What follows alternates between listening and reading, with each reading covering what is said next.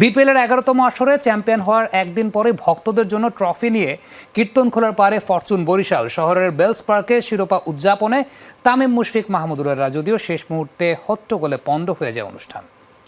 চ্যাম্পিয়নদের বরণ করে নিতে জনসমুদ্রে পরিণত হয় স্থানীয় বেলস পার্ক। এর আগে চার্টার্ড বিমানে বরিশালে যান দলের ক্রিকেটাররা। বিমানবন্দর থেকে টিম বাসে করে শহরের বিভিন্ন স্থান প্রদক্ষিণ করেন ক্রিকেটাররা। এরপর নিয়ে যাওয়া হয় বেলস পার্কে। সেখানে চ্যাম্পিয়নদের কাছ থেকে দেখার সুযোগ পান ভক্তরা। তামিম মুশফিকদের সঙ্গে ছবিও তোলেন তারা।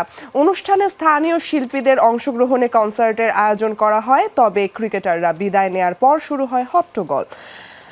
অব্যবস্থাপনার অভিযোগে মঞ্চে জুতা নিক্ষেপ সহ স্টেজ ভাঙচুর করেন ভক্তরা। এই সময় ধাক্কাধাক্কিতে আহত হন বেশ কয়েকজন। বিপিএলের গেল মৌসুমে চ্যাম্পিয়ন হয়ে শিরোপা বরিশাল নিয়ে যাওয়ার ঘোষণা দিয়েছিলেন ফরচুন বরিশালের স্বত্বাধিকারী। সেবারের আক্ষেপ এবার মিটিয়েছে ফরচুন বরিশাল। ওগো বরিশাল কাপ আইছে এই ফিলিংস মোরা কেমনে প্রকাশ করব হতে পারে সেই সুযোগ আমরা সবাই করে দেব। তামিম ইকবালের অসাধারণ ক্যাপ্টেন্সি, যার জন্য আজকে আমাদের এই কাপ বরিশালে আসছে। সবাই মিলে দেখতে আসছে, আর এটা আমাদের বরিশালের গর্ব যে আমরা পরপর দুইটা কাপ আনছি। ইনশাআল্লাহ সামনেও আবার কাপ পাবে, অনেক খুশি আমরা।